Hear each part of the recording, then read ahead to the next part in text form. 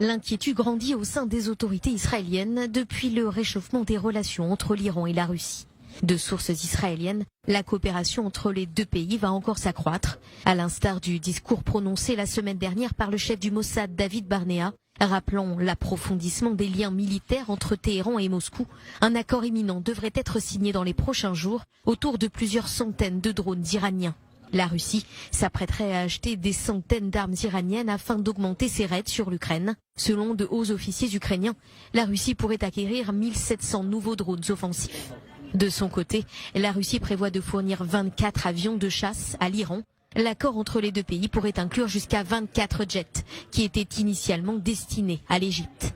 Outre cet accord qui s'annonce entre la Russie et l'Iran, Moscou serait intéressé pour avoir sa propre chaîne de production d'armes iraniennes. La République islamique aurait d'ailleurs donné son accord. La nécessité d'avoir sa propre production est devenue plus forte depuis le début de l'invasion en Ukraine en février dernier. Une installation qui pourrait prendre au moins 2 années avant d'être opérationnelle. Déjà cet été, un premier marché a été conclu entre les deux pays. L'Iran a vendu plusieurs centaines de drones iraniens. Les drones fournis à la Russie ont joué un rôle central dans les attaques contre des cibles civiles en Ukraine. En échange, la Russie aurait versé plusieurs centaines de millions d'euros à l'Iran, le tout en espèces. Tous ces échanges inquiètent Israël.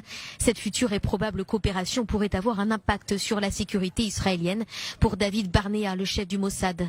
Autant d'inquiétudes qui vont sans aucun doute avoir un impact sur les relations diplomatiques entre Israël et la Russie.